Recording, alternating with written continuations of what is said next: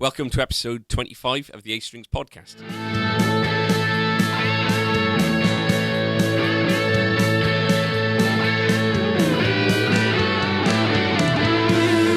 So it's a very special episode today. Two podcasts combine and collide. We merge as one. Off the latest series of Parties, it says that thing, once in a generation, a collaboration of minds coming, which is just so extraordinary that nothing else kind of surpasses it. But more often, two very mediocre kind of entities come together. That's probably more like Yeah. it. Yeah. So we've got Andy and Luke from Korg, who they both work for Korg, but they do the microcast, Korg microcast, We do. which has been going for how long? 2 and a bit years now, is it? 2.5 years? It's about 3 years, actually. Is it that long? Yeah, Wow. 2016 this time. And you've got a Wow. subscriber list that we're jealous of, and we're hoping to poach it a little bit. Yeah, just sponge off the list. Yeah. That's right. That's why we're here. Oh, Got it. yeah. Yeah. Okay. Now. Nice. So, on top of that kind of specialness, we've we spent like 3 hours trying to set up just what is in essence quite a simple kind of One keyboard. one keyboard. But we're filming this for the first time. Whether the filmed version of this makes it or not, I don't know. I'm sure it'll be fine. You know, I didn't sit for 3 hours in makeup to not be on YouTube. If it's going on video, are we happy to do that look from The Office? You know, the one that Tim does where he goes. Just That one. that. Just every now and then. Okay, all right. So I know you're not supposed to look directly at the camera, and you're supposed to style it out, but you know, Yeah. that's not how we roll. Yeah. But I like that we all did it as well. Yeah. It's one of those things of no, don't look at her. Okay. So Tom's off camera. He's floating about. Yeah. There You he right, is. Tom? Yeah. It's usually more than we get from Tom. No, and okay, that's good. Yeah. That's pretty much it. So, should we go through like the standard stuff, and then we'll kind of concentrate on the The good cool stuff. bits? Yeah. Yeah. It's all good stuff, Luke. Don't know where that came from, mate. Quality content. Yeah. He's relaxed. Keep an eye on him. So we've been off for a couple of weeks. Yes. So we did one as you came back. Yeah. And then, so we've been doing... That's we right. waited for this one, didn't we? So how often do you put out your podcast? It was once every week until we kind of realised that there really wasn't enough quality content to justify one a week. So we've kind of gone down to So you 2 went weeks. to 2 weeks. But we yeah. kind of that lasted for 1 week, and then we've extended for about 2.5 weeks now, haven't we? So And yeah. now it's an annual thing. Yeah. yeah, but it's everything literally dried up. News, biscuits, and just fondness for each other. Really, I think, wasn't it? So yeah, we're on a back break. now, and that's the important thing. So Yeah. Shop news. It's been a very weird month. It's always a weird month, September. Like, it's never particularly busy. Everyone's getting back into the kind of swing of getting back to work, back to school, all that kind of thing. And it's quite an expensive month for people as well. So generally starts off quite quiet, but it kind of builds up steam, as the month goes on. But it's the month where we get kind of you guys coming in your kind of droves to fill us full of product for Christmas. And grow up, don't smile at me, man. You got the cameras. There's no hiding from it. No, That's right, yeah.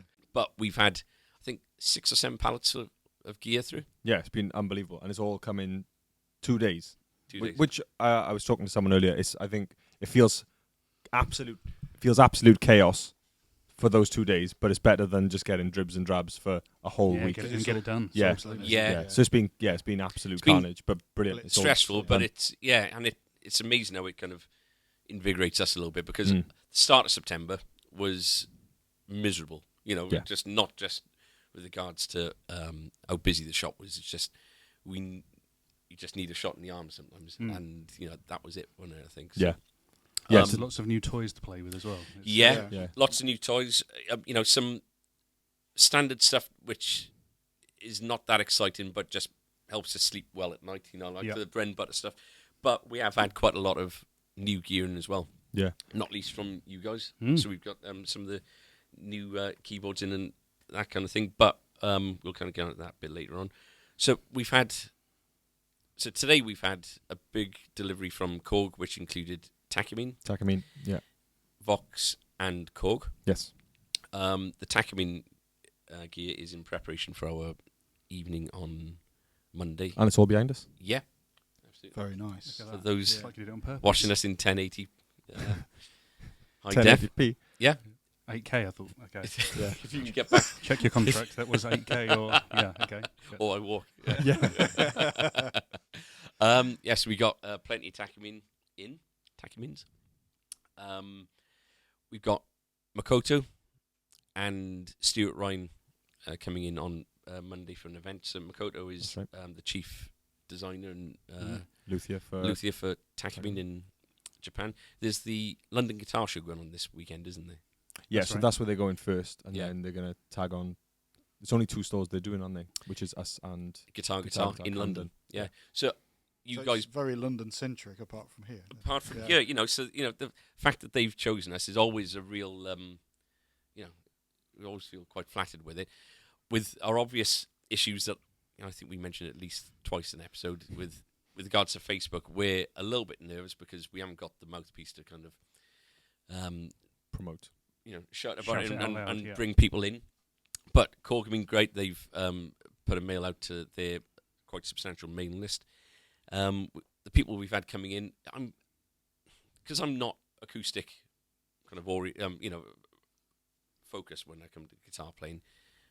I'm surprised at how many people have really got excited at the fact that Stuart Ryan's coming in. Mm. Now, we've seen him before, and he is somebody to get excited about. He's technical and Yeah. a phenomenon. But people are saying, you got Stuart Ryan coming in here. And, when we said we had him in like 2 years ago, they're, quite surprised with that. And we've got a lot of people coming in because they're completely, I think he writes for a few guitar magazines. It does, yeah. That kind of thing. But, yeah, people are really excited about that. So the people coming, I'm not sure if it's going to be as well attended as some of our other things have been.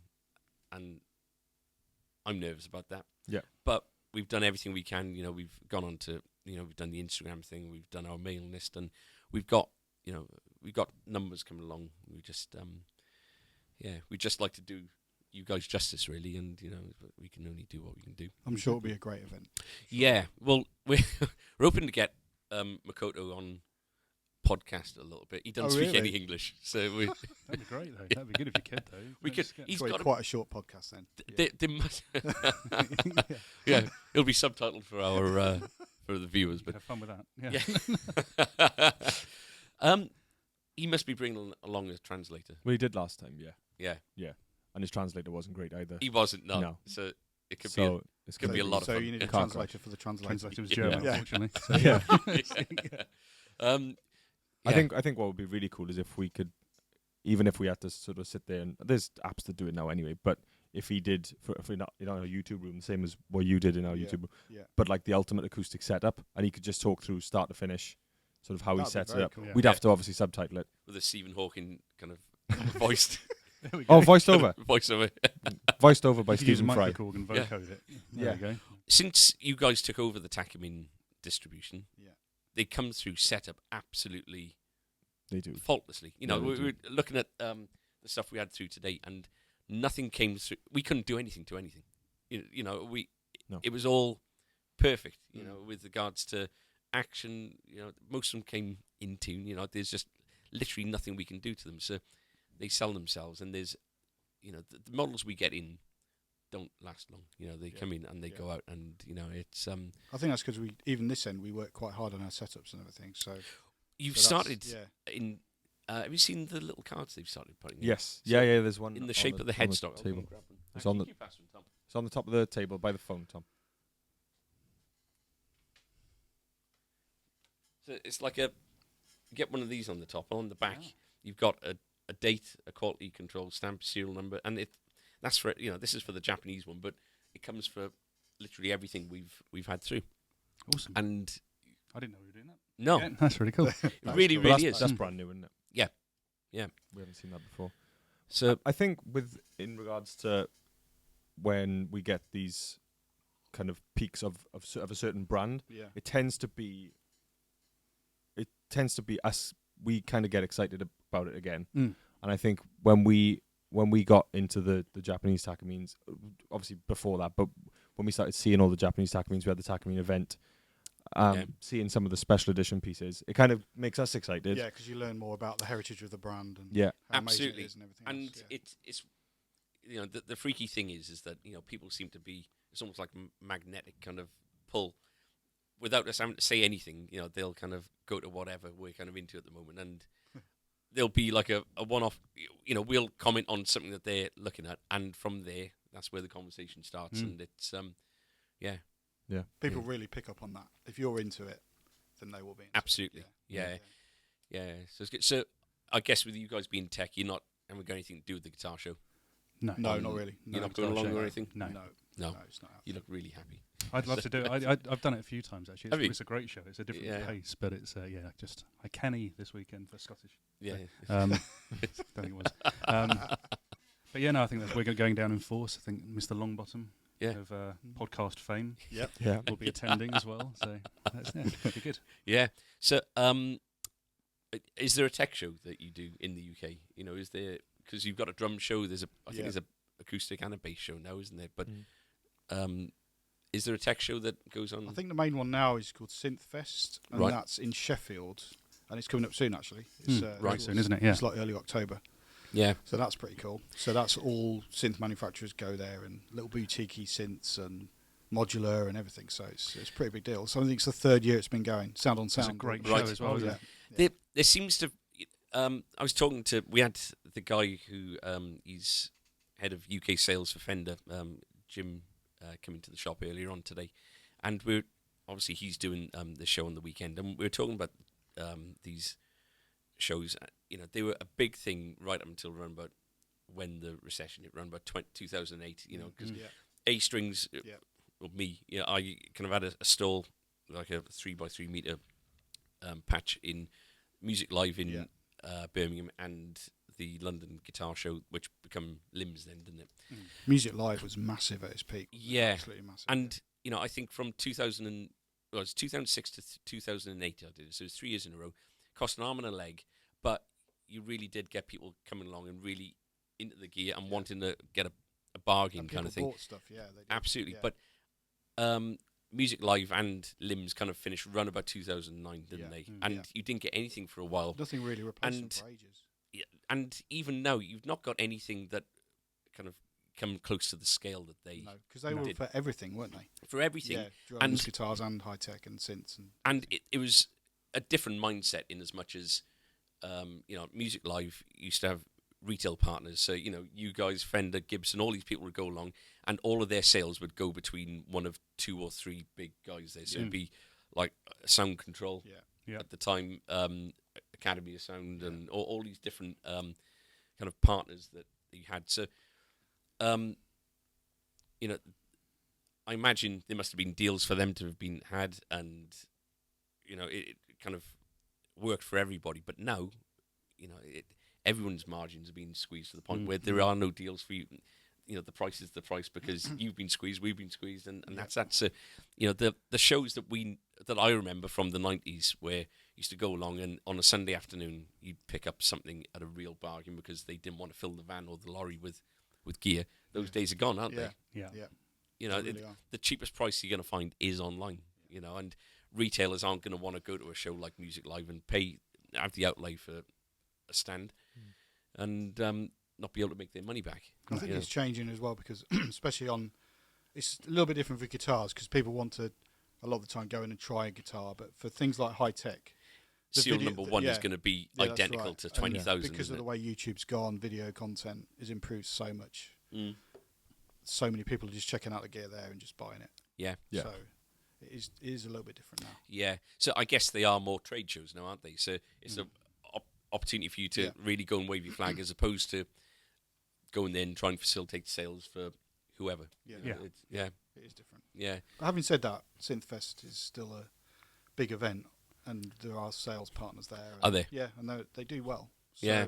But it's obviously very focused in that one area rather than... It's creating an environment, isn't it? Everyone's kind of, like all the synth guys are super comfortable. But there's a nice atmosphere between like us and competitors as well, isn't there? It's some of the older shows, it didn't quite feel like that. But it's like everyone's very positive about it. It's, We was I think everyone's just glad there's a show again. Yes, yeah, probably is that, yeah. It's actually nice for everyone. It's nice for the trade, and it's also nice for the end users to go to one place and see everything. Yeah. So, do you guys do Frankfurt?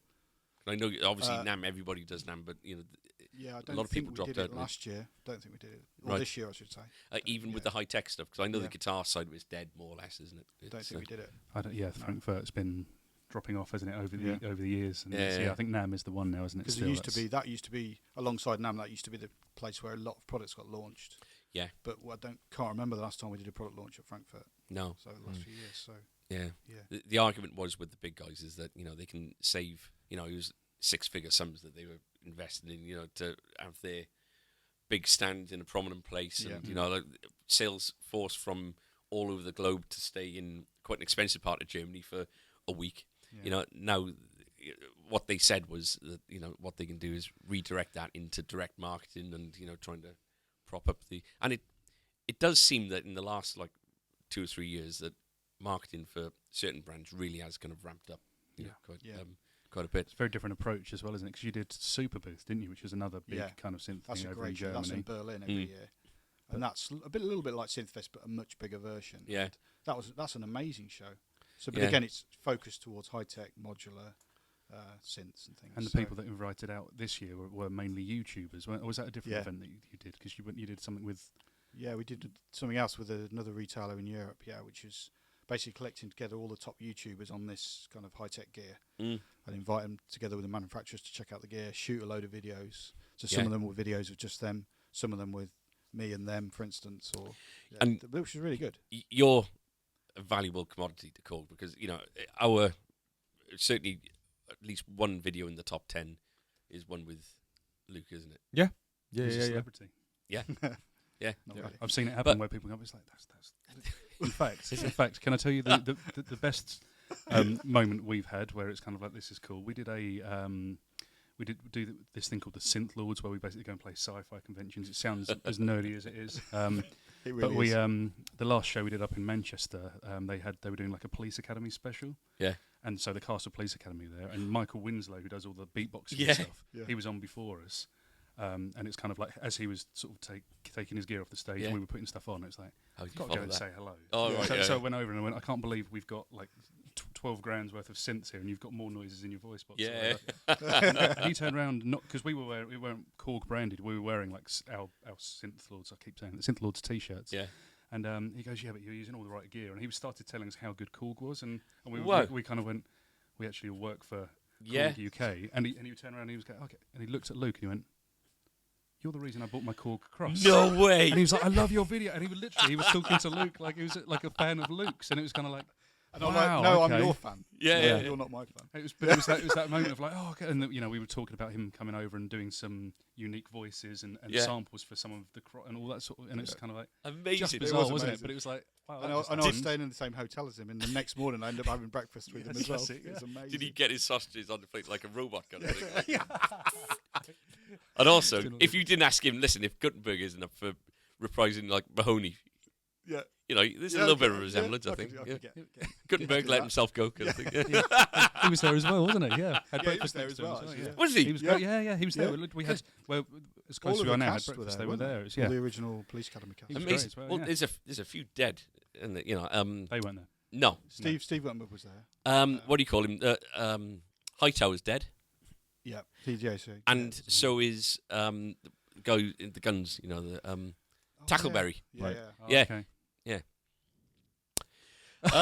We also into the I don't think we do an episode without us talking about someone as dead. Yeah. And you need it like as part of your running order. The obituary. So maybe you could do a little bit of a melancholic pad. Yeah, exactly. So we had a shed load of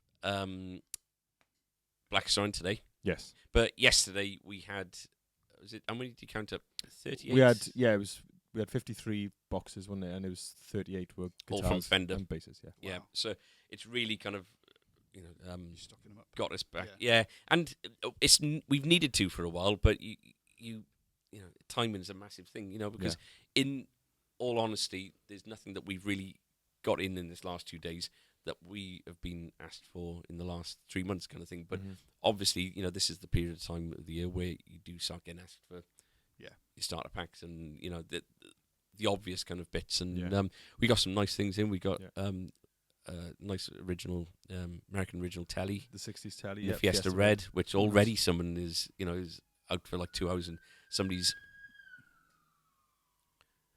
Oh, we can't do that now because of the camera. That was So anyway, we've got quite a bit of stuff in, and people are already kind of. But it's funny. We were talking to a guy earlier, and the wall next door is completely chock-a-block, especially the Strats. And Andrew was talking to him, and we were saying about Rosewood next Strats. He was like, "Oh yeah." There's still a couple that we haven't got. I'm just like, wait, there's nowhere we can put them. There's nowhere. There's no room.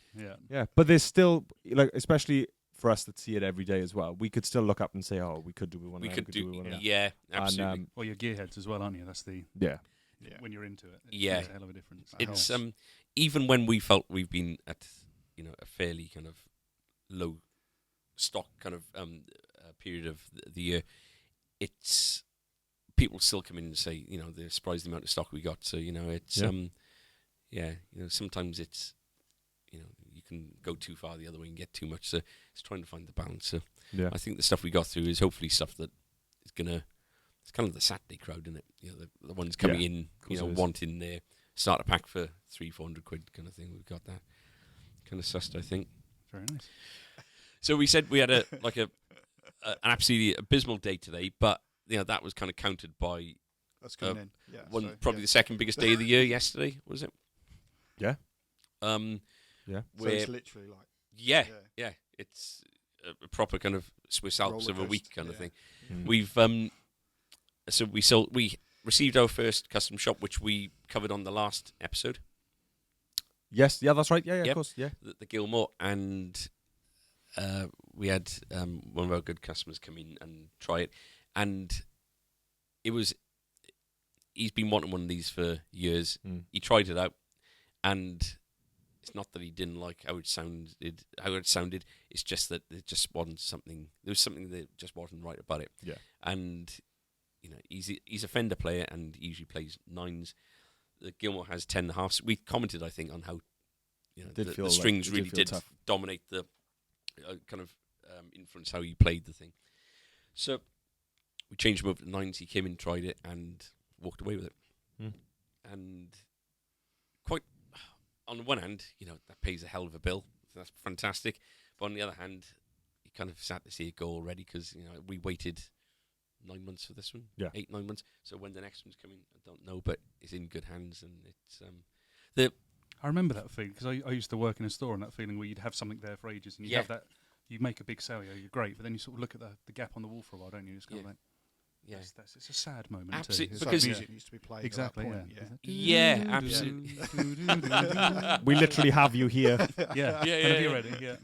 Yeah. So he's taken it away, and it's gone into fantastic hands. But we're just chomping at the bit to get the next custom shop in now, aren't we? So yeah. Adam's got his eye on a couple. I think we all have at different points. We've all ordered in some. So we had to order half a dozen or 8 or so, just to get on the waiting list. And so I said, right, let's all choose something, and we'll be invested in it in as much as Adam's staff pick was a 59. Mine was the it was the shell pink, aged shell pink custom shop, but it was I don't think it was heavy relic, but it was it was beat up and it's like Tomatillo pickups, which is like different special pickups. And mine was what was it? Was it not Jazzmaster? Was it the 52 tally? Yeah, you ended up with the 52 tally with the medium kind of relic with the tree wood neck. Yeah.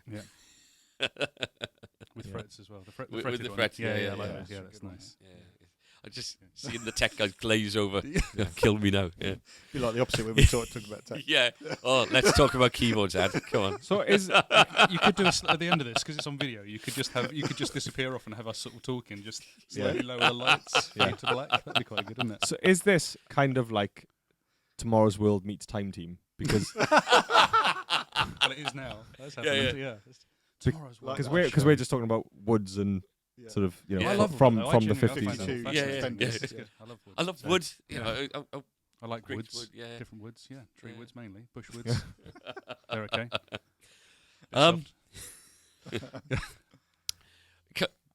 There's not a link between wood and Elmer Fudd, is there really? I used to go He's hunting in the woods. Yeah, it was in the woods. Yeah. That's also the sound a tree makes if you cut it down, isn't it? Yeah. So. What, Fudd. Yeah. Unless you're not there, then no one would know. But basically, Anywho, in my top 3 favourite customers, Jason Reece, he comes in and sometimes he's dressed like Elmer Fudd. He's got like a hunting cap and he's got the thing. Yeah. And he's the nicest man. He's got a number. He's been a very good customer of ours. I always say we got very good customers, but the ones we talk about are the ones who are obviously the premium, prominent, premium, prevalent, and all proper, that rest of yeah. proper, precise. Yeah. And he makes me laugh like that. He's got a real dry sense of humour. Oh God, yeah. He's got like a collection of guitars that he repaints in. I'm on camera as well, so I don't even better. You can't leave it there. No, you can't leave that hanging. He's got in excess of 20 instruments, I'm sure, right. And at least 5 of them have got repaints that he's done of Heather Smalls from the M People on the guitar. That's correct. They're really, really good. It's just that what makes me laugh is the randomness of Heather Smalls on a guitar. Random. She's not got a. You said that so brilliantly as well. I'm so impressed that you managed to say that. Have you ever got to the bottom of why she's on his guitars? I think he's just a fan. But he's also he's done a lot of very cool repaints on things as well. But he's one of these guys that when he buys an instrument, he's much of my own kind of way of thinking is that he doesn't buy something as an investment. He buys it because he's got some genuine kind of love for the instrument. He's got there's one aspect of it that he'll go for it because of that. Yeah. And he's a fantastic player. Yeah, he's in today. Yeah, he's in today playing that 70s Strat, and you listen to him play, and he's doing the funk thing, and he's amazing. But he bought a Gibson SG bass, or an Epiphone SG bass, and he came in and he bought basically the SG bass they're all so neck heavy. You've got it around your neck, and because of where the buttons are, it just go down like that. And you see these things on Reverb and eBay, so many of them with snap necks, and a project for somebody kind of thing. Yeah. He's basically installed a strap button. It's something like the 12th fret on the back of the neck of the guitar. So just to kind of... Oh, got a demonstration. Yeah. So generally on the SG guitars, I think that the strap button would be... It's on the back. On the back, where maybe like the neck joint would be on the guitar. And obviously the other one on the bottom of the body of the guitar. So what he's done, he's put a strap button on the back of the neck there. And it completely bounces out perfectly. But somewhere that doesn't get in the way. Yeah, when he gets to a certain point, he needs to start fretting the bass in a different way. But are you not at risk of like splitting the neck in half as well? Well, surely that affects the sound. Surely. I applauded him on the guts it takes to kind of buy a guitar, and because he bought it. Yeah, he bought it new, didn't he? Bought it brand new, and commit to that mod. That's quite serious. Yeah, that's. Yeah. And so we've taken a photograph of it, which for insurance purposes. we've taken a photograph of it, and we're going to post it on whatever this is going out on. People watching will see it now. Yeah, and just curious to see what people. Just curious to see what I was talking.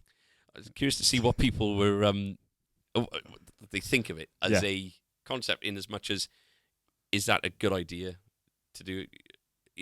It's an Epiphone bass. So it's not a Gibson, but it's a means to an end. So it's going to ensure that the guitar doesn't kind of drop down on the headstock first. If you got it around your neck, so you're kind of saving it in that way, but you are risking. Does that mean if he's playing a scale on a certain string, then he just had to miss out some notes and then sort of move his hand around? And you know, if you've got It is yeah, completely in the way. if you clamp your thumb around the neck moving up, as a lot of people do, you know, for as an anchor point kind of thing. Once he gets to the 12th fret, he's got to kind of move the thumb around, and he's got to. You can still access everything, and the way that he plays, he's absolutely fine with it. But you know, I've told him to keep in touch with us, and it'd be good to see in a year's time, in 2 years' time, however long, whether it has a detrimental effect on the guitar. And you know, even then, he might just be lucky with the guitar he's got, in as much as a very solid bit of wood, and it's not going to have any detrimental effect. I quite like the fact that that's what it needed to do for him. Yeah. He's gone and done it. It doesn't, you know, he's obviously not planning to move it on. It's not. No, not an investment piece. Absolutely. I need this for what I do. It's good. But I think you can have maybe some people out there that say, you know, what's the point in buying that guitar, or you know, buy something that you know is balanced. Yeah. Or whatever. Yeah. But I think He wants an SG bass, doesn't but he? Jason buys things, and we've talked to him before, and he's got there's definite nostalgic links with every guitar that he chooses. Okay. So he's had like the SG with the Maestro trem because he remembers it from when he was a 1983 kid or whatever. Yeah. So everything he's bought has always had a strong sort of link back to when he was a kid and watching things, and he's a Beatles fan, and so he's got the violin, the Hofner violin, Yeah. and things like that. Yeah. M. People French, she's got the. Maybe Heather Small played a bass like that. Maybe she did. That could be it. Maybe she did. A well-balanced bass, yeah. We'll have to find out. Tune in next month. Yeah. Next year. Whenever the next one Whenever is. the next one is, yeah. By the time we finish editing this, I think it'll be next year. Yeah. So people have got a comment to say whether they like the. Yeah. Yeah. Cool. So comment whether you like the mod, and just tell us what have you done today. Yeah. Right. Either or. Yeah. Yep. Should we move on to biscuit news? Yes. Great. Jingle. Biscuit news! In action, we've got to get portrait shots of you two so that Tom can do his cartoon magic. Oh, yes. So I Looking spoke to forward Tom to about this. He's going to give me some hair. but all the way round. Imaginary. So I've shaved it so you've got like a blank canvas. And to be honest, if I could have a copy of that, that'd be cool. Cool. Yeah. So we received a comment today on our Instagram. Right. Bit of a kind of sarky, snidey comment saying that Black Star give us the best biscuits. Who would make a snarky comment like Yeah, that? You know, what bitter soul would do something like that? You know? It's just, you know, when you hear people going on about it all the time, and like, it's like, we get It's it, a bit got it. much. Yeah, fine, you know. Steve's an avid listener. He's listening to this. Is he? Yeah. And Okay. you don't want to make an enemy of Steve. I'll come for him if he thinks he can bring the best biscuits. Seriously, Krispy Kremes aren't biscuits anyway. They're donuts. Okay. Ask HMRC. Stay in the game. They'll tell you all day, every day. Yeah. But I had 2 donuts. So he brought in literally a dozen of them. Yeah. And So Dad made a special trip in to get 2. he did. He was off when Was he it came in. the variety box as well? So it Yeah. was a 12 sharer, Right, Yeah. nice. Okay. but it was the Limited Kit Kat edition. special limited edition. Really? So does Wow. the Kit Kat then? Is that a biscuit? Is that his loophole? But I mean, Might be. I would allow that. I would Yeah. absolutely allow that. Yeah. Do you know if it was the left fingers of a 4-fingered Kit Kat or the right fingers? They looked like the fun size, The fun size. They were One. the Oh, fun okay. size. Not so it's. but it was there was definitely singles. right. Okay. So they hadn't been broken and That were fucked the up. whole sticks of. Wow. Wow. Okay. Fun Generous, size is such generous. a It's just trade liars, description. isn't it? Kind Yeah. of, yeah. I'd be all over him if I was litigious. Is that litigious? Good word. So they were ring donuts, were they? Yeah. No. Some- They had they some, were- some ring, they they had some had filled some ones as well. filled. Yeah. So- Okay. Yeah. I had a filled one on Tuesday and a ringed one on Wednesday. Good for you, mate. And yeah, Good detail. I've been trying to stay off the. I was telling you earlier, I've been trying to stay off the gluten. I'm not gonna. You shook your head. I'm not gonna say that. What? I thought No. So anyway, I'm suffering today. Let's just leave it at that. Yeah. Okay. All right. So Okay. Steve, you know, like we always say thank you to the people who brought biscuits in, and maybe Steve again. maybe mention those who haven't brought biscuits in. Right. But Oh, roll of shame. Steve, you know, he spent quite a bit of money on that. So Yeah. Interestingly, in another kind of donut style, yeah, and I suppose Steve's rival. yeah. We're creating this. Yeah, We're but- creating the rivalry. But Andy from Marshall came Yeah. in. The funny thing is that, you know, you speak to all you guys. You go, oh, we get on. We love it. Oh, we love those guys. Yeah, they're brilliant. You know, we get on really well. They hate each other. There's no love there. What, between the people you're talking about now? What do you mean? Yeah. Oh, okay. Well, it's just Marshall Blackstar. Okay, so cool. it's Just to specify, I didn't know if we could. Yeah. Yeah. Steve from Blackstar is best mates with, best mates inverted commas with Steve from Marshall, the demonstrator. Oh, okay. But they're not best friends. Can you tell people? Just because they got the same Can you do names. a Do you have dun, evidence? dun, dun? Go on, Luke. Prove you're here. Yeah. Because Hang on, just bear with us. being on video isn't enough. Say it again. Get ready to say it again. Yeah. Okay. They're not. They're not really friends.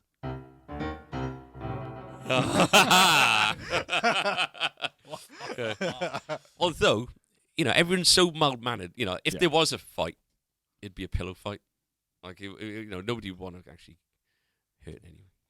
But going back to it, Andy brought in chocolate yum-yums. That's what we're... Yes, chocolate yum-yums chocolate from yum-yums. Sainsbury's Bakery. Yeah. They were Which, fantastic. Okay. again, so were cakes amazing. then. So you Yeah. get into the cakes Yeah, realm, yeah. really, rather than biscuits. Yeah. Yeah. What can we do? We can't do anything about it.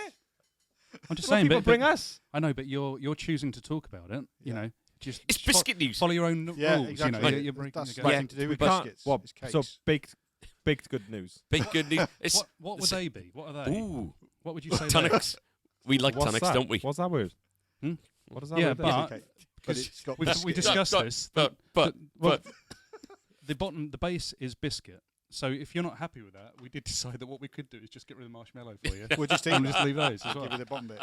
Yeah. But assuming that you wouldn't be happy with that, because what I actually tried to do was find a happy shopper, and you know those rich things with raisins in them, which is I couldn't find one. So I've gone back to the very first thing I ever brought in, which was when I started this job was a test. So Do you know Yeah. what it was? Do you remember what it was? don't put me on the spot like that. Hang on. If I think back, it would be something... No. But as soon as I see it, I'll be... this is the very first thing I brought in, and I mean it was the Yes! my original test to see if I was how well I was gonna get on with Yeah. people was to bring in a chocolate orange with superficial damage to the box. And you were the first person that put it down, and you just looked and sort of went and nodded, and it was just from there. It was, the rest is history, as they It's say. all plain So, sailing from Yeah. there. so, and I know that's not a biscuit, but just I brought Luke. So, Yeah. So some tonics, one of them. So, Yeah. So what are the extremes of the reactions then? Say again, sorry. So how have you been? What's the litmus test for this? Oh no, so this basically you laughed, and Yeah. everyone else goes, right. That's literally like nothing. As if like it was in the bottom of your bag. Like, oh, I mean, that's ripped. The best thing is when you buy it and walk out of the shop and smack it against the thing, and people are going, "Why is he trying to open it?" Or So it's an Alan Partridge reference. yeah, both big fans, aren't we? Yeah. So, yeah. Yeah.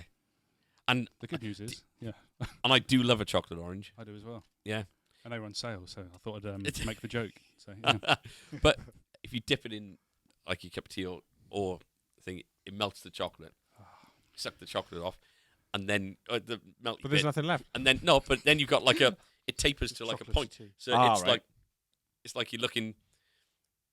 Oh, I don't know. I'm Like sorry a to say, talon. but Getting Yeah. A complicated. talon of orange Yeah. chocolate. You could refridge that afterwards, and then you'd have a whole new experience. Yeah. The chocolate talons. Yeah. Chocolate orange talons. But there we Market go. that. There's thank you, boys. well, that's it. We can go now. Oh, round of applause. Look at that. Look at this. Thank you. Wow, Tom's getting involved as well.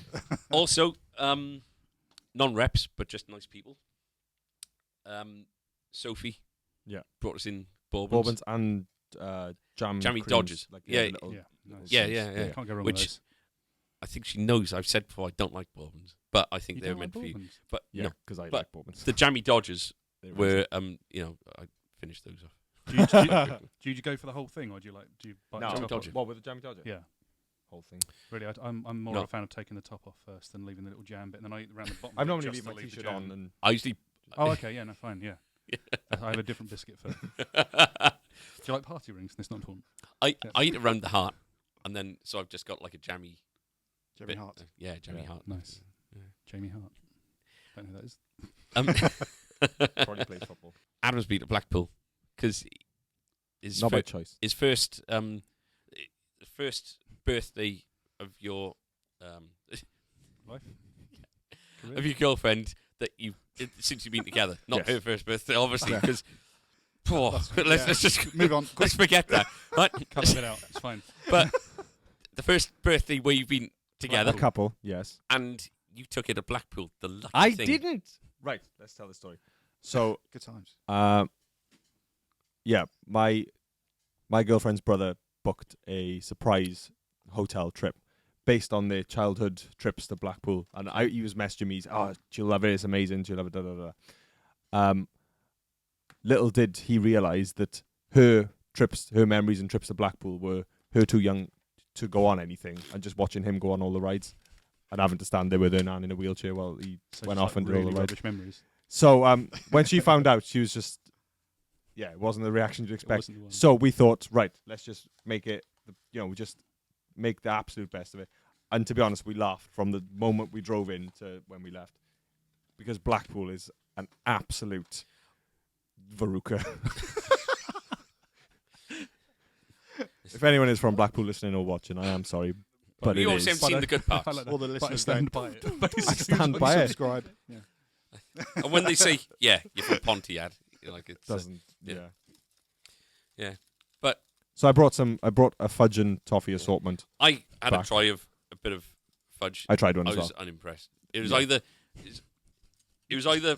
minty or Fausty. Like it was one of the. Yeah, there was some kind of tang to it, which Which was also the name of the sales guys on the show. Oh, here we go. So this is the box. So I had a look earlier. Well, it looks good enough. The Great pictures design. are obviously still from the 70s. Yeah. no, that's how it looks now. No, that is true. That is how it looks. Modern day. Look at that. A nice choice of colours there. I like it. Extremely expensive. And the only thing Stylish.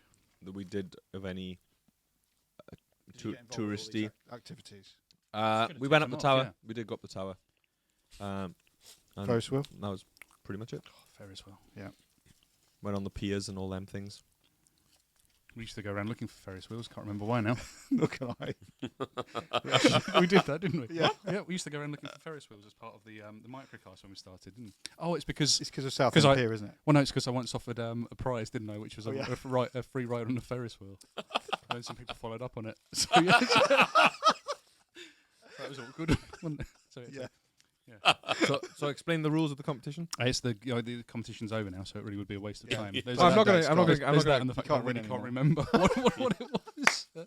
I think it's one of those things where I said something stupid and it was like, yeah, well, now you've done that. We're going to make something of it. So, But people actually entered. so We've it was run a competitions on free here pen, as well. wasn't it? Yeah, free pen and a ride on a Ferris wheel. So, We'd love some interaction, wouldn't I'm sure you Follows get would be nice. interaction. Yeah. we? You must get some. Moving on. Biscuit news! So the main feature, we've got Andy and Luke in from Korg, and we spent, got to be close to an hour and a half trying to set up, trying to find little kind This of big is to little adapters Yeah, little to bigs. and little to bigs, and for a good reason, then. yeah. Yeah. So you've been doing a bit of a tour of shops because Andy, you cover the south of the UK with Yes. regards to Korg. Yep. Luke, you're the product demonstrator for the UK and beyond. and beyond. Yeah. So so Korg UK, just as a bit of a background, do you supply distributors in Europe as well? So like, would the German distributor get their gear from you? No. Is it- No, Right. no, Okay. it's Just UK only. UK and Ireland. So do you get involved in any of the overseas kind of? Yeah, because I do a lot of work now for Korg Inc., which is the Japanese part of Korg. Right. So I do videos for them. I do demos. I do voicing of Yeah. new synths and stuff. So I'm kind of involved with both them and the UK as well. At the last NAMM, you had to do the demonstration for the new gear, didn't you, in front of Yeah. So I essentially the Korg world, as it were. so as I well. kind of Yeah. like presented the new products to all the Korg distributors around the world. Yeah. Basically. So that was pretty cool. Phenomenal. So Yeah. Like I say, you've been doing a bit of a tour of shops in your kind of territory. Yes. With some new gear. Yes, we have two new bits of gear that we have with us to show you Mm. now as well. Tell us. I'll let Luke do this. This is Yeah. his wheelhouse. So the first thing we're looking at, which we've been showing people, is this thing called an NTS1, or NewTect for short. So this is basically a tiny little analog modelling synthesizer and effects unit. So it's completely digital. It's got sounds in it, synth sounds and effects. But it's really cool because you can either play it on the ribbon keyboard here, Yep. or you can put a MIDI cable into it and play it from any keyboard. Wow. Or you can, as we're going to show in a bit, feed any signal through it and add those effects onto that instrument coming through. Amazing. So it's pretty amazing. So you can play the sounds through just this keyboard here. It has an arpeggiator built in, which I'll just put on. So that basically means it will play automatically a pattern for you. Yeah. And then you can choose the sound. So if I've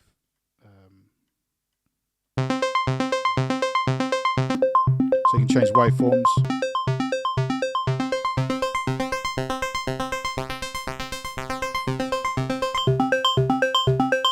So you can change the sounds. What's really cool is that this is basically the innards of our flagship analog synthesizer, which is the Prolog. Yeah. And it's also derived from the MiniLog XD, which is another synth that we do.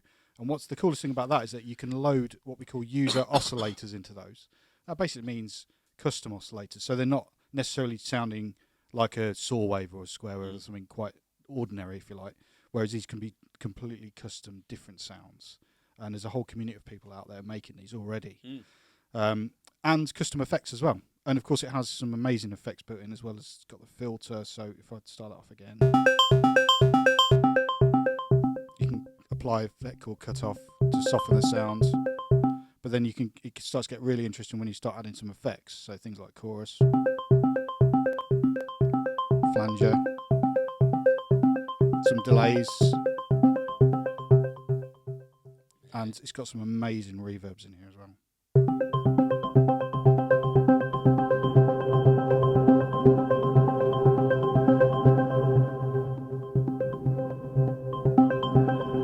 So these really big kind of spatial reverbs. So for 99 quid, that's pretty incredible. 99 quid. Yeah. Wow. So does it fit into like the Volker kind of? Kind of. It's not really part of the Volker range, although it will connect to the Volkers because it's got sync in and out. I was going to say, will it sync with? Right, it'll sync. So if say you've got, I don't know, a Volker Beats or something with a drum loop going, connect it to that, and then via the sync, and it'll play at the same tempo. Right. So and that really sync runs from Prolog all the way down, doesn't it? It does. So Prolog, MiniLog XD, all the Volkers down to that. They'll all talk to each other. Everything can sync up. Yeah. Wow.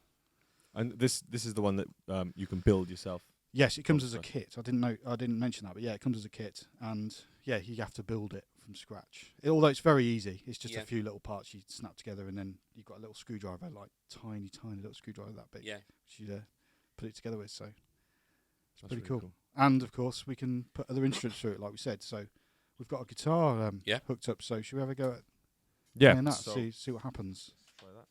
Who's it going to you? Yeah. This is where, obviously, being a more guitar-oriented store, that this might be of interest. Absolutely. They are.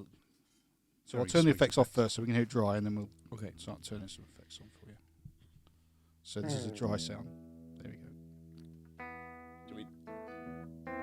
That's all right. Bit of chorus.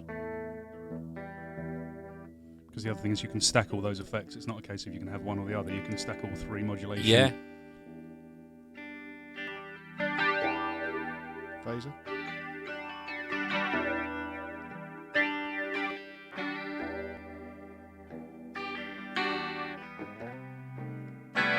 Bit of delay.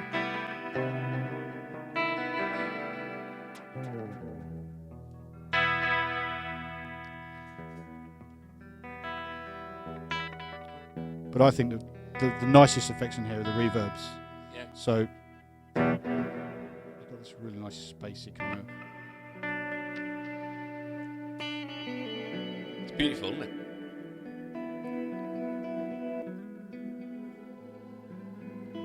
Is that the riser? That's the riser one. So you got all the harmonics that sort of lift up out of that. Really beautiful. So it's on the reverb. Yeah. So basically, when the reverb, when you hear the tail of it, you hear a lot of higher frequencies coming in.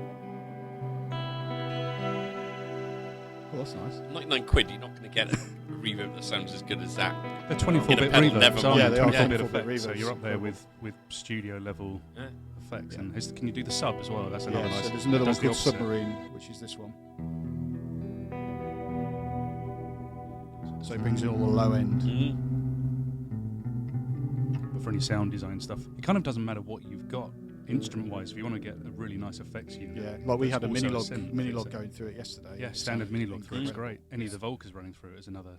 So the arpeggiator then, does that only work with the ribbon? Yeah, that's Okay. So what you're hearing there is if you like the end of the signal chain with the effects. But if you're using the synth part of it internally, then you've got the synth part, the arpeggiator, the filter, and everything as well. So But you could use like a Volker sampler, Yeah. put something on, Yeah. do a line, feed that into into there, to that, and then use the arpeggiator on there then to.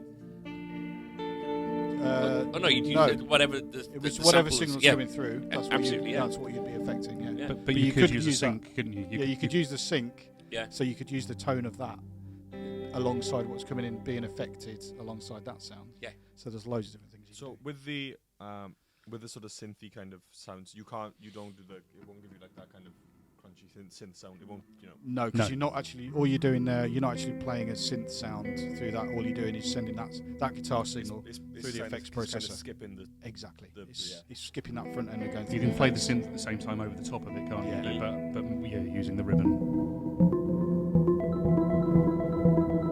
I don't think you're in tune. I think we're.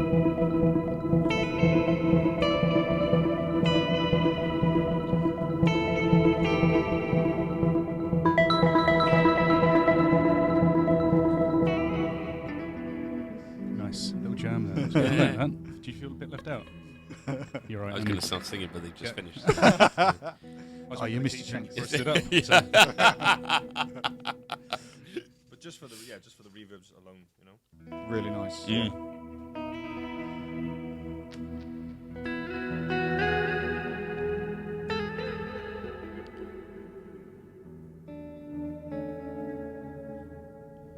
You can almost play the reverbs on that as an instrument, can't you? We were can, doing that yeah. earlier, because it changes.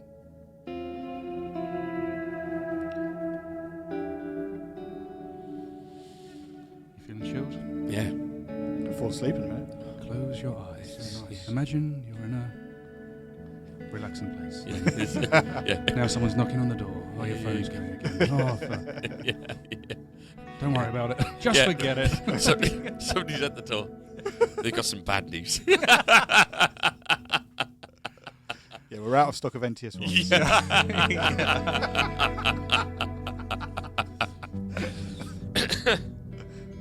That's brilliant. There we go. And to put it together, like I say, it's got to be easy. It's you know, really easy. Yeah. Even I could do it. Yeah. So you have to. It's a circuit board. You literally have to snap the components off of it and then stick it all together. Yeah. And then So just it's nice and screw it easy. together. It's just pretty. The hardest bit is this little ribbon keyboard. Has a little connector on it, and you just have to put that into the other end of the connector and snap it in. But otherwise, it's a doddle, brilliant. really. Yeah. Yeah. And that's arriving early December. So Right, So okay. it's get it in the Christmas stockings. Yeah. Or just get it either or. Yeah. Yeah, Whatever yeah, you want to do. Really. Yeah. What else you got there? So we've got a Volker bass. So this is a new Volker. I'm just going to do a replugging. So the other thing on the table is the new Volker, Yes, new bass. so which obviously uses the new tube. It does. So Technology. you'll be familiar with this, I'm guessing. Yeah. Yeah. Well, it's revolutionised basically the valve amp, hasn't it? Yeah. So We've- there's quite a few products you must sell now with that in. So you've got the MV50, which we were using before. Yeah. The MV. You've got the MVX. Oh, the MVX. Yeah, we've got the little 150 combos and now. Yeah. Yeah. Is it not the 150? Is it? MVX 150. 150. Yeah. Yeah. And Yeah. All the little combos now. The Yeah. acoustic, the acoustic bass and keyboard amps. Mhm. They've all got new That's it. tubes loaded. you know, Then- if they're this good in their kind of in the infancy of the technology, That's the thing. you're Isn't it? not going to need a valve amp in in 10 years' No. time. It's, Yeah. which is just as well, I think. With the way this all going. So it's brilliant. So how does it use it within? So this is quite interesting because it's not actually using it for a gain stage or to warm up the sound or anything. It's actually using it as an oscillator, Right. which is basically means it's creating a waveform for Okay. the synth. So it's a kind of slightly different implementation here. Yeah, I know. Frowns all round. We were trying to get our heads around it. Last podcast we did with the guy from Vox who was explaining it to us, and Adam's Yeah. got a good frown as well because it makes his eyes go kind of seagull shaped, like this, Oh, yeah, look almost at like Batman. Yeah, that is. It's like Yeah. the original Very Batman logo. Yeah, yeah. Yeah, that's really cool. That. I like that. yeah. So anyway, so that creates the oscillator, but then you've also got a sub oscillator, which is basically a second sound, if you like, an octave lower, which you can bring in and out. So that's the raw sound, if you like. Sounds a bit like Anthony Worrell Thompson. Yeah. What's that? Yeah. That's actually on our website, bizarrely. That's one of the things we say about it. That's one of the key 5 selling features. That's one of the top 5 Was selling it features. Yeah. So that's it. Yeah, that's where we got it from.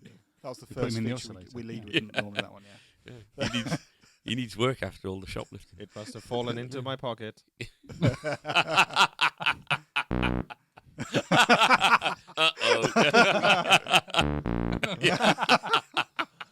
So you've got that sound. Bring in the sub oscillator. Yeah. It beefs it up. Obviously, you got your filter as well, so you can add some resonance in there to get that. That's him saying wow, isn't it? Wow. If you want to animate the wow, you can turn on the LFO, and it will sound like this. That's a brilliant sound. Yeah. And then you can adjust the rate of that or the speed. He's running away now. He's interrupting. Yeah. That's he's ill. Yeah. Right. Okay. Okay. So love the styling of this as well. It's one of my favourite Volkers to look at. So if you obviously listen to the podcast, check it out online. It's called the Volker New Bass. The cool thing about the Volkers is they've got a sequencer built in. So you've got a 16-step sequencer, and they all work very, very similarly. They come with patterns preloaded, so you can just load one. They'll play back a pattern for you. So some people make a career out of pressing that and just turning the filter for I'm not kind of dismissing what my brother's done, but he's a massive fan of the Volkers, and he's I think he's got one of each, but he did a bit of music, sent it to a mate, who then sent it to somebody else. Got featured on HBO. That's right, yeah. And it was for a documentary on something, and he had like a 4-figure check through, without realising that it'd been used, kind of thing. Yeah. Then he tried doing it, to try and earn some more money, and he just lost it. He didn't get the Yeah. I think what's cool about them as well is you don't have to be a player at all to get some fun out of it.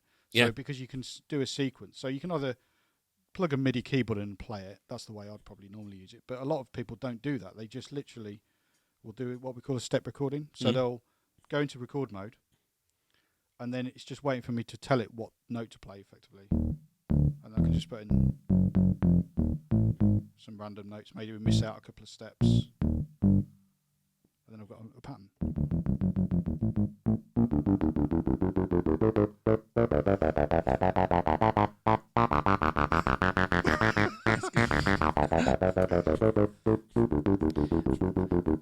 My ex-flatmate used to listen to that kind of stuff all the time. Literally, all you need with that is a drum loop, and it's done. Yeah. So, that's brilliant. It can sound pretty evil like that, but it's also quite nice for like smooth basses and stuff like that as well. So, but it shares all the other things with the Volkers, MIDI in, sync in and out for the timing, like we're talking about with the new tech as well. Yeah. And runs on battery. It's got a speaker built in, and just really affordable as well. So so that's the new bass, or the Nubass, as some people Nubass. say. Which was nice. Yeah. I thought, Yeah. We're sticking with new bass for now. we but think we'll go with that name. And the cool thing you did earlier with, I think it was with the little one, was we were running it through the Kronos, weren't we, and having the two sounds sort of. This actually blew my mind because I didn't know it did this before, but I plugged it in to the Kronos because it's powered by USB. The new tech is, and so the way we've just been doing it this week is just literally a USB power supply, plug it into the mains to power it. But because I had my Kronos here next to me earlier, I just plugged it into the USB port on the Kronos to see if the Kronos would power it first of all, and it did. But then I started playing the ribbon, and it's like, this is triggering the Kronos sounds by MIDI because it's USB MIDI as well. Yeah. So, it's hot off the press. Yeah, hot off the Apparently press. you can do that too. It does that. Yeah. So very cool.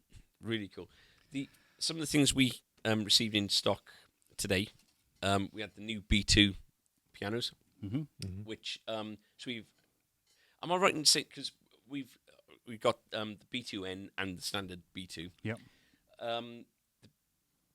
we played the standard B2 and said, oh, do you know what? This sounds better than the B1, and we were really kind of enjoying it. Then we started playing the B2N, and you've got this very different weighted kind of yes, key it's there, like a waterfall key bed. which first of all I thought, oh, maybe it's a cost saving feature, but actually, is it more for people who are maybe using a keyboard for studio work where you don't want keys that are weighted quite as... That's one of the possibilities, yeah. I mean, we've done it with the Kronos. We do a Kronos, which is the waterfall keyboard. Yeah. And it's one of those things that I honestly thought was a little strange, because I thought, well, if you're buying an 88-note keyboard, you want it to be weighted. Yeah. But we sell absolutely loads of them, don't we? It's Yeah. People just want that feel. They want the amount of keys. But It they also want makes to it be able to dig in. super portable and light as well. Right, 'Cause so a lot of the weight is... A lot of the weight in digital pianos and stage pianos is because of the weighted action. Right. So take that away and it makes it really light. So Yeah. that's another reason why they've done it. So between the B2N and the standard B2, same spec except for the... Literally the keys. Literally the keys. Yeah. It's the only difference. And something we found out today, or the other day, which was really cool, is that the USB on it, obviously you can connect it to a computer and use it for MIDI. Yeah. But we also found out it's audio as well, Oh, which wow. is amazing. Which means if you want to just record your piano into your computer, Yeah. you can literally just plug it straight in via USB, hit record in GarageBand or whatever you're using, and it will record it as audio. That easy. No sound card needed. No sound card at all. Yeah. So There's for people nothing in starting that. out, just Yeah. wanting to record in a basic way, which often that kind of product, that's what they're looking at. You literally don't need anything else. I think, I think that's such a great feature to have, because the B1 was such a good piano, keyboard for the money, Yeah. and to be able to have that option then on top, just opens answers a the question complete. to a lot of other people that might Yeah. go, oh, if it had that, I'd have gone for it, which Yeah. we know did happen on occasion. So, Yeah. If there's anything you want to talk about on the Kronos that that is interesting or new, or Well, we did think if we were doing a very brief history, because on the Kronos we've got the very first instrument that Korg have ever made. We have a sample of it there. Okay. So but we can keep that brief, but it gives you a bit of an idea of the heritage. Yeah, and I'll do that. you recognise some of the. First, and then we go on to the other side. Great. Kronos is it? So it'd be Korg a history, wouldn't it? Yeah. Korg a history. Yeah. Fly in.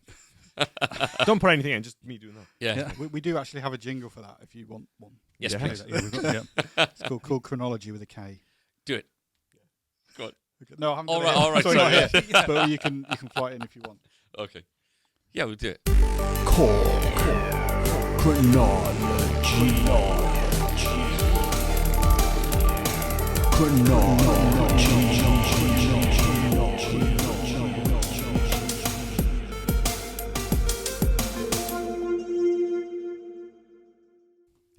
So on my Kronos here, what I do sometimes when I'm doing like lectures in universities and schools and things like that, I sometimes tell the Korg story, and I tell it through.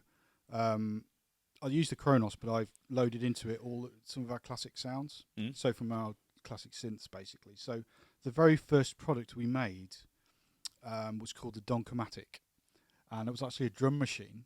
It's one of those in Blackpool, isn't There probably is. There probably Yeah. is. Couple, I think. it? Yeah. And it was a drum machine, and it was made when Korg formed in 1963. It was designed originally to go with like Hammond organs, because that was like the keyboard of the day, if you like. So it's a massive, great thing, like as big as a washing machine, and it was very simple. Had a few different rhythms on it, and it sounded a little bit like this.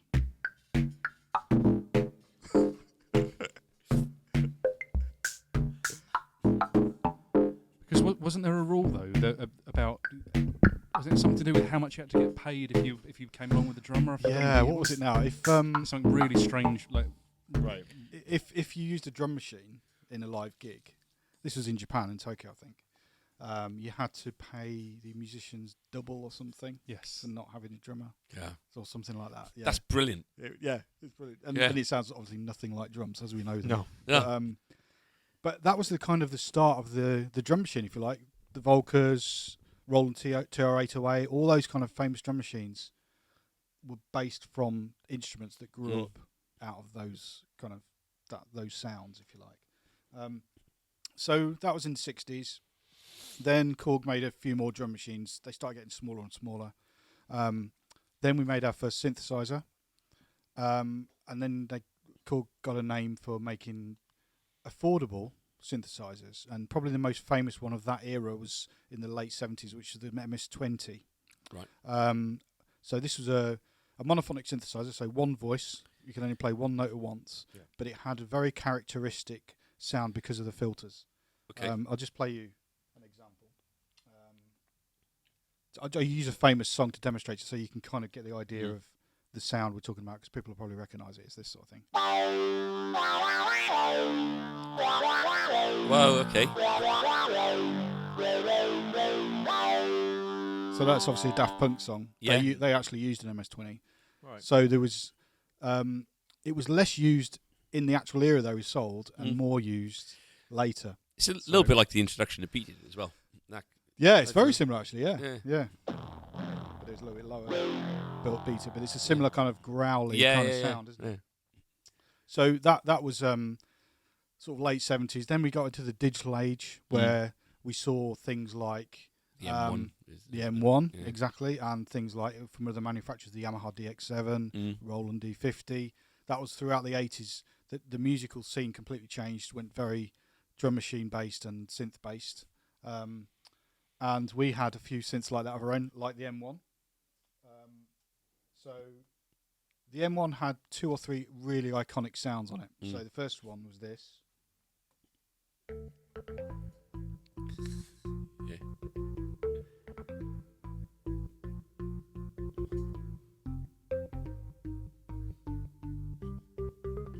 So there are loads of sort of house tunes. Yeah. In fact, that kind of defined a whole era of music. That and the TR-909 together. Drum machine. It's a very scary sound, isn't it? It is quite scary. It makes you want a Jaeger bomb as well, bizarrely. And the other famous sound on there was, of course, the piano, the M1 piano. Yeah. So this sort of thing.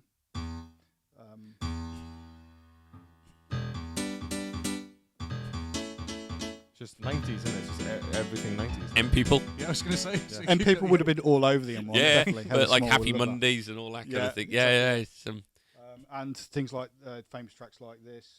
So just a quick question. That piano sound is, like you say, is absolutely iconic and it's recognisable as the M1 piano sound. Was it designed? Were they trying to get as close to a piano sound as possible, or was the whole point back then to have a piano sound but to make it recognisable as a Korg piano sound? No, they were trying to get it as close as to Right, real okay. pianos. So, and that probably was one of the best pianos of that era. Yeah, absolutely. So, it's a case of the technology being the limitation. Yeah. With regards to how well it was sampled. And right, okay. Because even back in the day, like the early analog synths, a lot of them weren't trying to be synthesizers at that time. They were trying to replicate acoustic instruments. Yeah. So they were trying to do like trumpet sounds, flute sounds, stuff like that. But it just became that they didn't sound anything like those instruments, but they became a sound in their own right. It's what I love about. That's why I do love late 70s and 80s kind of synth music, is that you can almost tell the song year by year. Thompson Twins and what they were using. That keyboard sound. Yeah. Tears for Fears between The Hurting and Songs from the Big Chair. Very different kind of keyboard. And, there's like a hi-fi quality that comes into it from like 1985, 86 or so, and it's just a sound, isn't it? It's Yeah. a sound of its own. It doesn't sound really like a piano as you know it now, but it's got that character of a bite. And it's great for dance music because it really cuts through the mix. Yeah. That's why people really gravitated towards it as well. Yeah.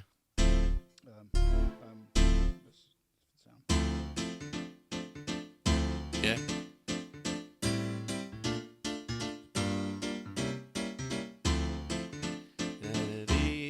Yeah, there you go. There you go. It's the same song. Stop playing just as you started singing. We don't own the rights to this music. So it's used on all sorts of tracks, and it's still used today. People are still looking for our M1 Legacy plugin to use it, and the iOS app as well. So. And where do you stand with regards to owning a sound like that? In as much as can other manufacturers put that sound on their keyboards, and it's undeniably a Korg sound, but they'll call it something else. They'll call it 90s trance or radio or whatever. And can you own a sound like that or not? You can't own the sound. The only thing you could own is if there were particular samples within the sound, right? Which are more than just an attack, if you like. So for instance, the Roland D50, just an example, that actually has little loops of samples in it. Right. And someone tried to copy that in software, and Roland sued them, and they had to take it away. Right. So there's quite a fine line there between a sound and... See, you brought out a thing, I think it was about, maybe it was before Christmas last year, but it was limited edition whereby if you bought, I think, a keyboard, you were given like a card of sounds from Queen. Earlier, wasn't it? It was like Slightly Mad and, yeah. So like an expansion pack sort of thing. Yeah. So that Slightly Mad sounds like, a combination of, well, it's a heavily edited kind of sound by the sounds of it. Yeah. So would that be, was it done on a Korg originally? Yeah, that whole album, Innuendo, yeah, it's got M1 all over it. Really? So it's got sounds like this. Yeah. And the strings. So something like the strings would be a difficult one to, you can't protect that, but something like that Slightly Mad sound there. Yeah. Would that be of your I think Korg's intellectual property, or no, that wouldn't be. No. In fact, all of our synths that we release are all completely copyright free. So even the keyboards that have data in them, like patterns, and that's all completely legit, and people can use that as they want. Yeah. So, yeah, it's fine. So the M1 obviously was a massive synth. It was the second best-selling synth of all time. Right. Only recently superseded by the microKAST. Wow. So we have the top 2 best-selling synths of all time produced. Yeah. And the other big thing with the M1 was, I don't know what the dates were, but we were part owned by Yamaha, weren't we? Yeah. And the success of the M1 meant that Korg could literally buy themselves back, essentially, to become Korg. Yeah. rather Good than gracious. Yeah. So it was the M1 that allowed us to do that, Yeah. essentially. And then everything's happened since is Yeah. owed to the success of Yeah. the M1. Because So we get that question a lot. Oh, are you part owned by Yamaha? Because back in the day, they did used to be, but that's not the case anymore. Yeah. So yeah. So then you had other iconic products, I guess. Things like what have we got here?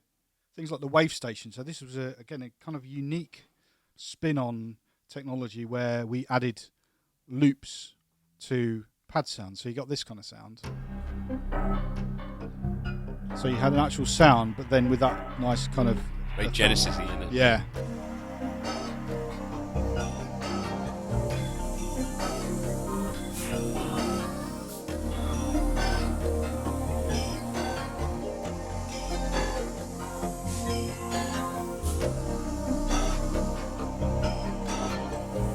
We also had another famous synth called the Prophecy, which was a physical Can I do model. it? I know it's not a podcast, but I've took Prophecy. Yeah. There's a refer back to That stems from a video that I showed when we do our chord chronology on the microcast. I dive into a particular instrument, iconic instrument every time. And when we did the Prophecy, I had a video of back in the day when it was launched, and the guy sounded like that. So good. It's so cheesy. It's cheesy, incredible, isn't it? Yeah, it's like, So so that was used by the Prodigy on their album. You get that kind of sound as well, which is quite cool with a drum loop.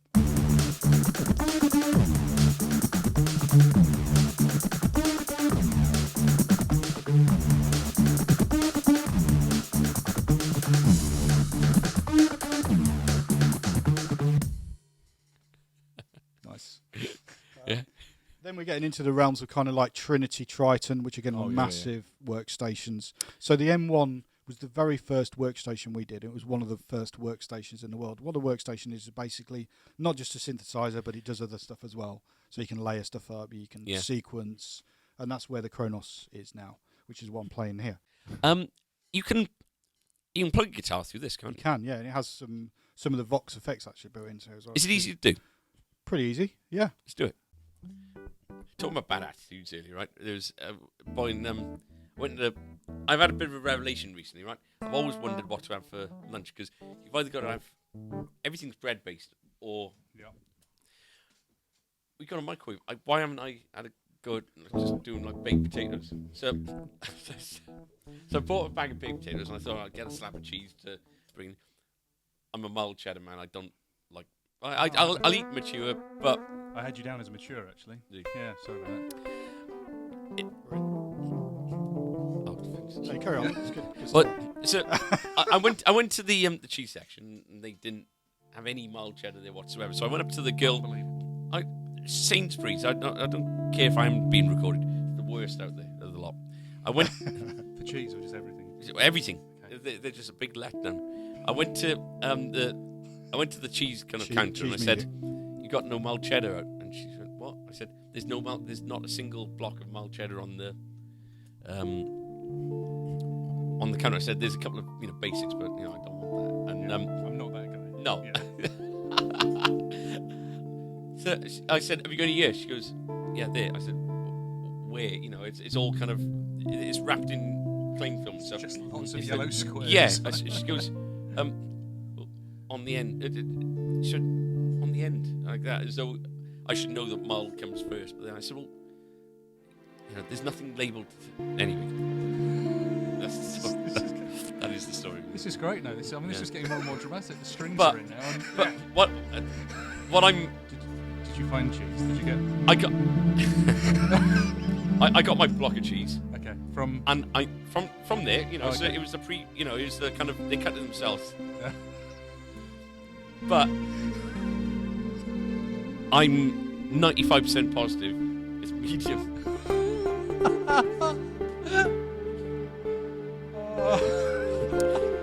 So we got the Telecaster going into the Kronos, and the Kronos is You've got some delay at the moment. You can hear. right. Okay. So what is it going through some kind of? Going down. Oh wow! Well, that was emotional. By the time that was in there, and then that punchline, 95% sure it's medium. Wow. It's too crumbly That was great. for mine. Oh, okay. So that's a while ago. So it's like a phaser. So have you selected? So what have you done to get that? Basically, what I've done is it's coming into the audio in, because the thing is with the Kronos that you can record audio as well. So it's designed to be like a full workstation where you can record Kronos sounds and then mix in external sounds like vocals or guitar. And then you can almost take it as a sample and then trigger what you've recorded. Yeah, exactly. Yeah. Wow. Yeah. Or you can record. The way you probably record it normally is record that whatever he's playing there.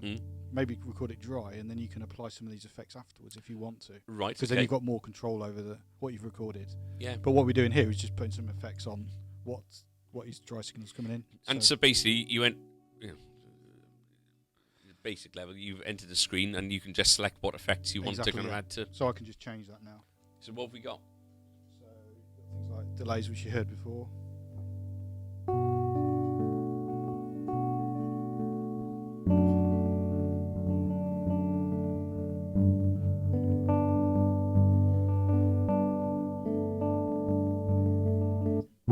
Reverb.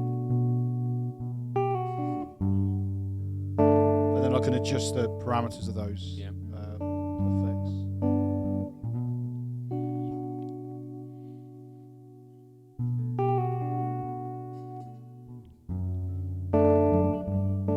Overdrive a little bit. Should turn it down a little bit. There we go. The mood of that music was kind of how I felt as I was eating my jack potato with the medium cheese. This isn't mild. Yeah. Yeah. But You should call this song. This It isn't just came mild. together, wasn't it? and This is medium. I bought. Should have gone That's the back in name with of it. That's the name of the piece. Yeah. This is isn't mild. This isn't mild. This is medium. Yeah. But really hate it when you buy like a big tub of coleslaw and you realise you got 1 day to eat it.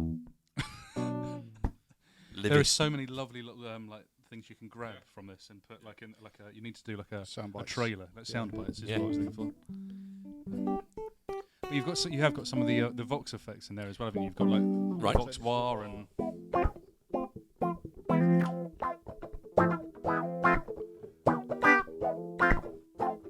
So that's called an auto wire effect. So it's auto wiring. for Yeah, you, yeah. But you can plug in a pedal and control that yourself if you want to.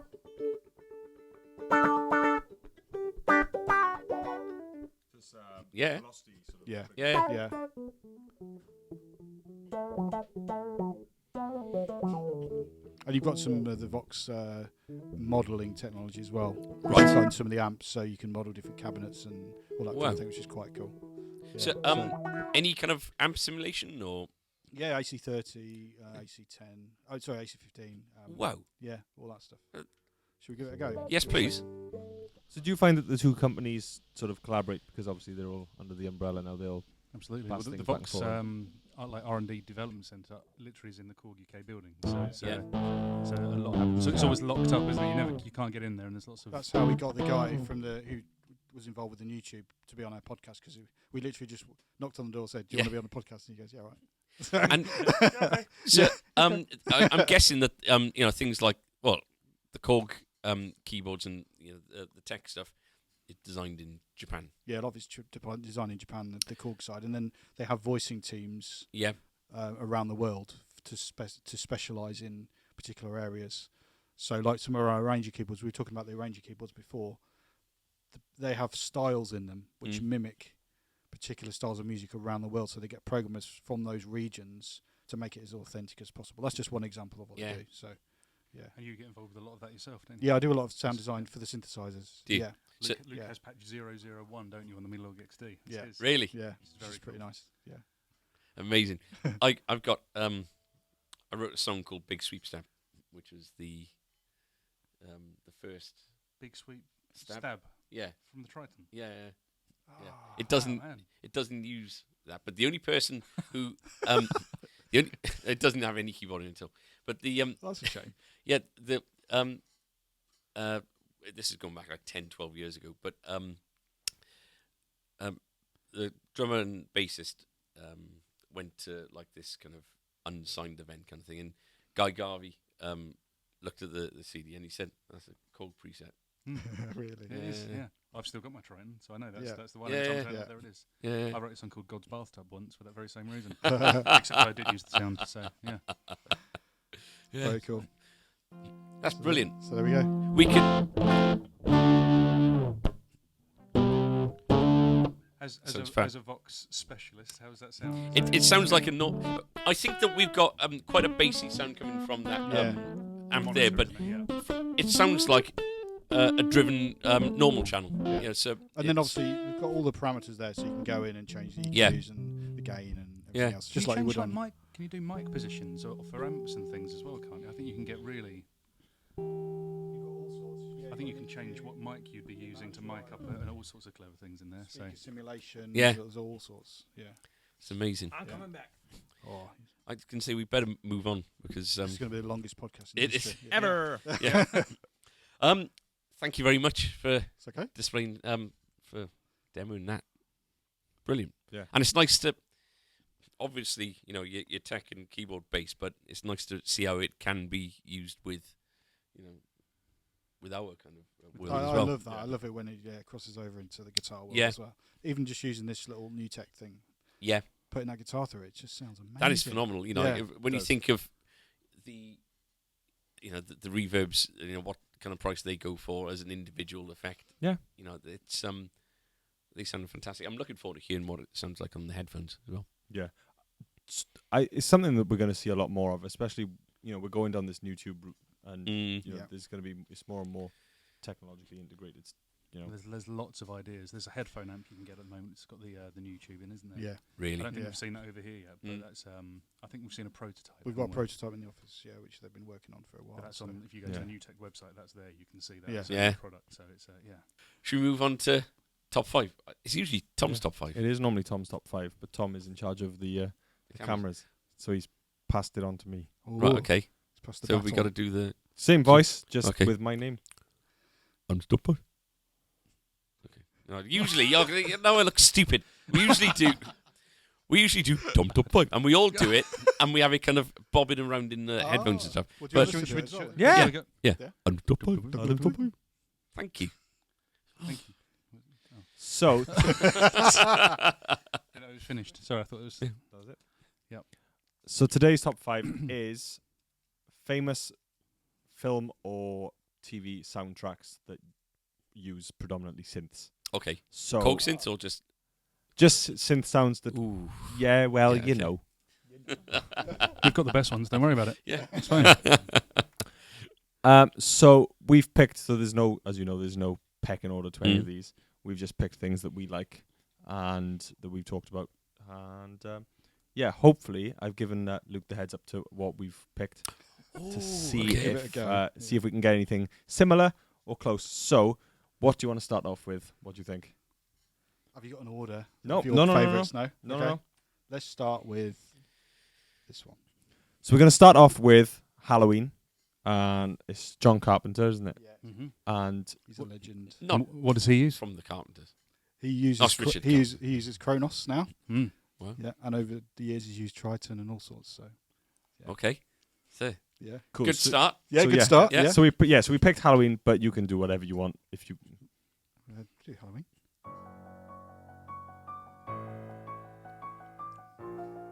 Oh. You wonder whether he'd played the wrong note, but you haven't. I guess. He's only done that twice. The wrong note. Just want to remember it now. There you go. There we go. So the Halloween one Yeah. is a piano. Is a very It is. piano. It's literally just piano, and then it's got kind of a nice little clicky rhythm track with it as well, and a nice paddy kind of sound which comes in a little bit later. So, but yeah. So What else we got? next up, Hmm? what do you fancy? You've also got Chariots of Fire on there, which is obviously very famous. So that's by Vangelis. Okay. So he's very famous for his synths, and it probably there's three kind of iconic things in that soundtrack. So the first thing would be the bass line, which just starts literally on that note, and that pedal note just stays through the whole thing. And then you've also got, I haven't got exactly the sound. That kind of fanfare kind of sound, which is synth brass. And then, of course, you've just got your piano as well, which plays the main riff in the whole thing. The riff that makes everyone run in slow motion. Yeah, I was going to say, there's three words that come to mind when I hear that, and I'll tell you once it's... Something like this. Yeah.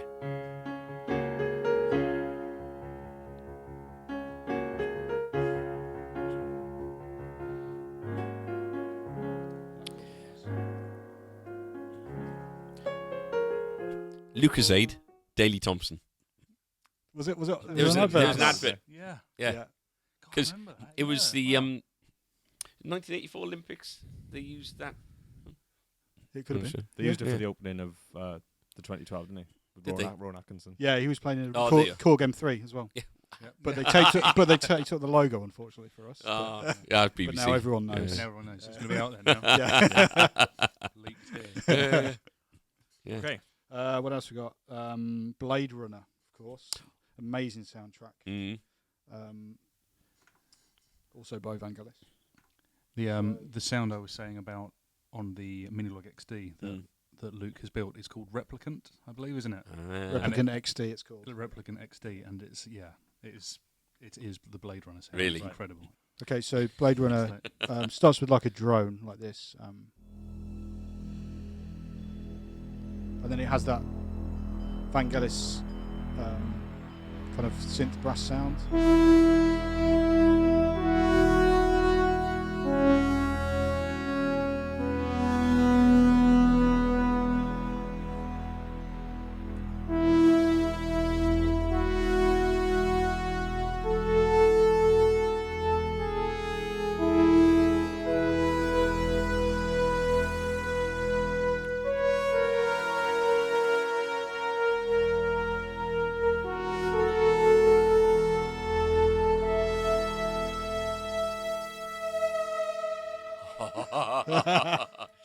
Do you own a cape? I need to get one. You I think do. I need to get one. Yeah. You really do. That's amazing. Amazing. So yeah, that's a nice. We built that sound actually for the Love of Sci-Fi thing we were talking about earlier. Yeah. So we did that as one of the tracks. Sounded so, monstrous on yeah. through a line array. So Yeah. the three of you playing on that, yeah? yeah. So yeah, that's good fun. Amazing. Brilliant. Next. So we were talking about earlier about how synths sort of come back around and get reused. Now the biggest sort of resurgence in sort of the obvious soundtrack to synths would be Stranger Things. Yeah. Yeah. So everyone knows Stranger Things. Yeah. Yeah. And, you know, you saying earlier about the promo video that you found, which is so bad, but it'd almost be a really good marketing campaign to make such a bad VHS quality kind of flickery kind of absolutely on trend now. Absolutely, because it's these sounds now are retro, and people are chasing them in the same way that people are trying to get 1968 sounds out of their Marshall and Stratocaster kind of thing. Recorders are massive again, aren't they? Really, and all that kind of thing. Yeah. With the Stranger Things, again, not to talk too much about this sci-fi thing we did, but I've got a MiniLog at home which has got a signature from Gaten and Caleb, the two guys from Stranger Things, because they were there and we were playing their song. It was kind of a case of we should really try and get them to sign this. Yeah. So they were kind of standing way over there with their entourage, and it was like, how do we get to them? And literally, you couldn't get to where they were because there were a load of other people around. It was like, okay, just lifted the synth up and went, lads, have you ever signed a synth? And they're like, no. And I was like, do you want to? And they're like, yeah, okay. And they just walked through over, and so got this brilliant log sitting there to do that. So it's so cool, amazing. So very fun. But So they used on that soundtrack. On the original soundtrack. Although it's a modern soundtrack, they used a lot of classic synths on it. Yeah. So they used like Junos and Oberheims and all sorts. So the kind of main riff, it would be something. Let me just change the sound. So it sounds a little bit like it.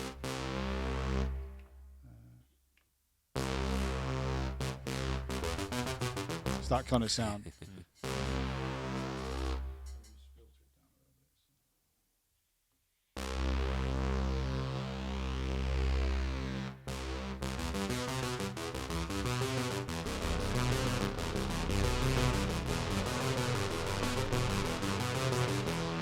That kind of sound. Yeah. And then over the top of that, you've got later on coming in.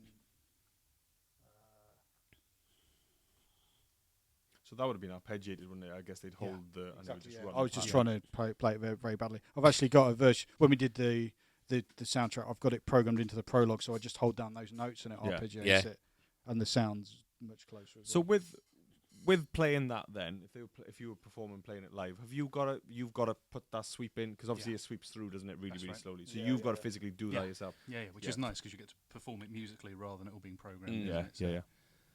So the other sound they kind of have in it is something like this. So I can see that real kind of. you'll have that rising filter, but then they've got those kind of sounds at the top. Yeah.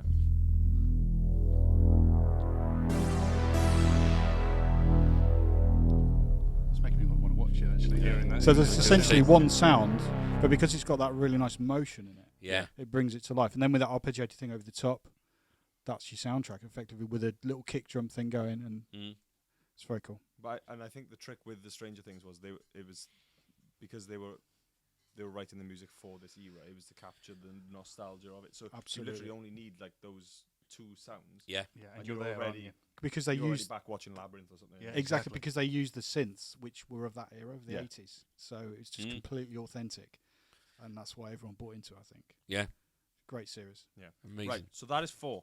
So number 5, Luke's choice. So what would you? I got a request after Luke's choice. You do yours first, and then I'll think. I can say Doctor Who. Oh, wow. Okay. Which was Arp Odyssey, wasn't it? Yeah, it was. That was original. Another Korg product which we own the brand of. Well, Arp. Tom and I came along to a when was it? Was it 2014 or 2015 or so? There was a launch of. It might have been the relaunch of the Odyssey or something, where you had the guys. What do you call it? It's some kind of orchestra. There's Radiophonic Workshop. Yeah, Radiophonic Workshop. They performed it, didn't they? They did, yeah, and met Matt Berry there. Okay, yeah. For the second time, and we had a photograph again. He'd put on weight. I look great. But hi Matt, if you're listening. Yeah. But yeah, it was. They did all that, didn't they? And it was you had a Dalek there. Yeah, and like this little guy was in the Dalek driving it around. It was amazing.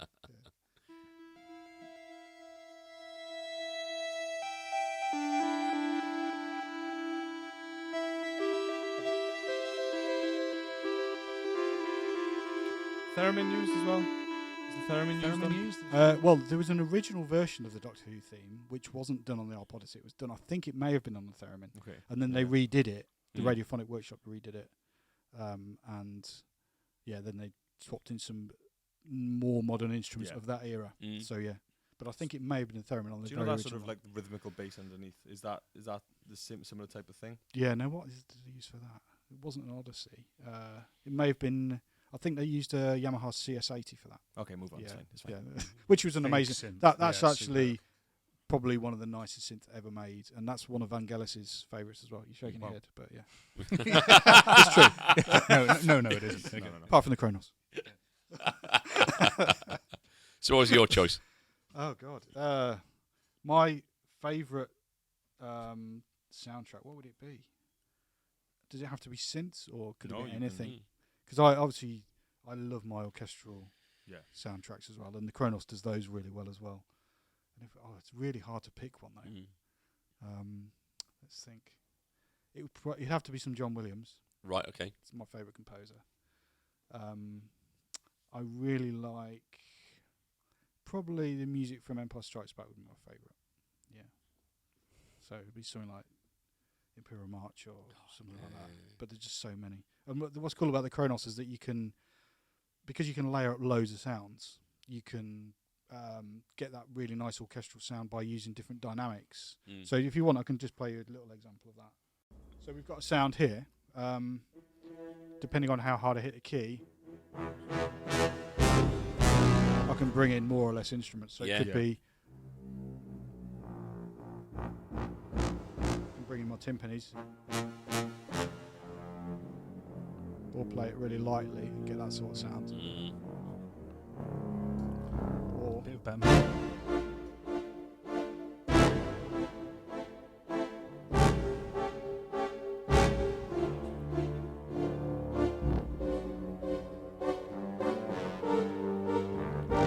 I always like to know the mole choosers on the far left. There are no signs. So yeah, brilliant. You could play any theme to that, like